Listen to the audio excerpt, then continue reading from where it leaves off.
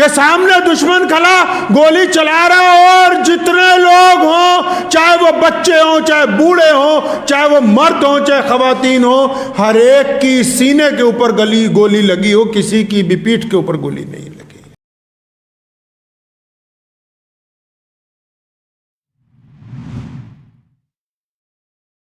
और कौमें वो जिंदा रहती हैं जो अपने शोहदा को याद रखती हैं। कौमें वो जिंदा रहा करती हैं जो अपनी कुर्बानी देने वालों को याद रखती हैं। वो कौमें जिंदा नहीं रहती जो बड़ी बड़ी इमारतें बनाती हैं। उन कौमों का कभी नाम नहीं होता जिनके पास बड़े बड़े मीनार बन जाएं, बड़े बड़ी इमारतें बन जाएं। कौमें वो जिंदा हैं जिनका मकसद मौजूद है, मुल्क वो जिंदा है जिनका मकसद मौजूद है। हमारे बुजुर्गों ने जिस अंदाज से मुल्क की जंग आज़ादी के अंदर कुर्बानियां दी, इसी लुधियाना में सन 1935 में जब जनरल एडवायर जो पंजाब का गवर्नर था,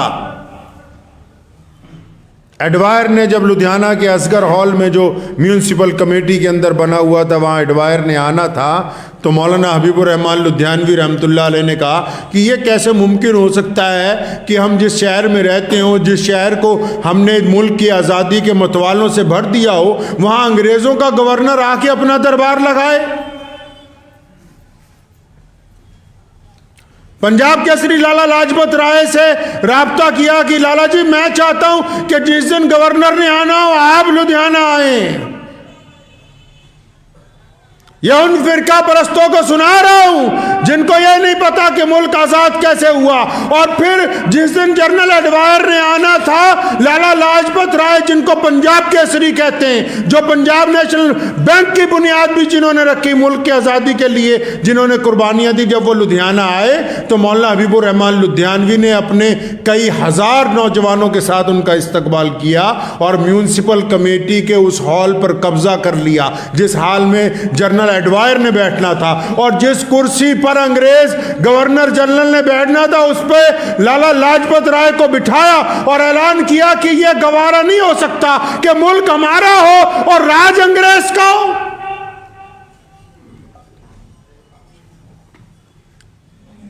जब मौलाना हबीबुर रहमान लुधियानवी रहमतुल्लाह अलैह को पहली दफा गिरफ्तार किया गया तो विद्यासागर की अदालत में दर्जे अव्वल का जो मजिस्ट्रेट है, जो फर्स्ट क्लास मजिस्ट्रेट जिसको कहते हैं, जब उसमें पेश किया तो उसने पूछा कि जज कि मौलाना साहब आप अपना जुर्म कबूल करते हैं? तो तारीखदानों ने वो लफ्ज़ लिखे हैं, वो लफ्ज़ तारीख में इतिहास में महफूज किए गए हैं। तो मौलाना हबीबुर रहमान लुधियानवी ने कहा था कि अंग्रेज जालिम हैं और अगर जालिम को जालिम कहना जुर्म है तो फिर हबीबुर रहमान अपना जुर्म कबूल करता है।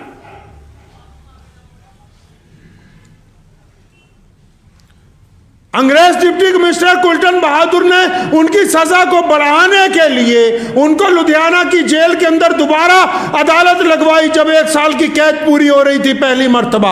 और जो जज था वो जब कैद दोबारा देने लगा तो उस जज ने बड़ी शर्मिंदगी के साथ मौलाना हबीबुर रहमान लुधियानवी के कान में एक बात कही थी कि जज साहब मौलाना साहब मैं मजबूर हूं, मुझे पता है कि आपकी सजा नहीं बनती क्योंकि आपने कोई ऐसा काम नहीं किया जिससे इंसानों को नुकसान पहुंचता हो। आप सिर्फ हुकूमत के खिलाफ बोल रहे हैं, आप सिर्फ अंग्रेज के खिलाफ बोल रहे हैं, लेकिन मैं मजबूर हूं, आपको सजा लिख रहा हूं 1 साल की। मैं इसलिए मजबूर हूं क्योंकि अंग्रेज डिप्टी कमिश्नर ने मुझे कह के भेजा है कि इनको 1 साल की और सजा दो। जब जज ने ये बात कही थी तो सुनो, उस अजीम मुजाहिद आज़ादी भारत के उस महान स्वतंत्रता सेनानी ने क्या बात कही। फरमाया कि जय साहब, जिंदगी के पहले मरहले पर मुझे आज़ादी और गुलामी का फलसफा समझ में आ गया। आप जज की कुर्सी पर बैठकर अंग्रेज के गुलाम हैं, मैं कटहरे में खड़ा होकर भी एक आज़ाद इंसान हूं। पहले ही फलसफा समझ आ गया आज़ादी और गुलामी का फलसफा क्या होता है। मुफ्ती अरबियन ड्रेस, इस्लामिक फ़ैशन, अरबी दिक़लात, मकतब के बच्चों के लिए एक नायाब तोहफ़ा, रमज़ान, ईद और दीगर तक़रीबात के लिए उम्दा क्वालिटी के दिलकश खूबसूरत अरबी ड्रेसेस इंडिया में कहीं भी हासिल करने के लिए अभी कॉल करें। Mufti Arabian dress, Ibrahimpura, Bhopal, India. इस वीडियो के लिए तावन किया है Alkhadam tours and travels India.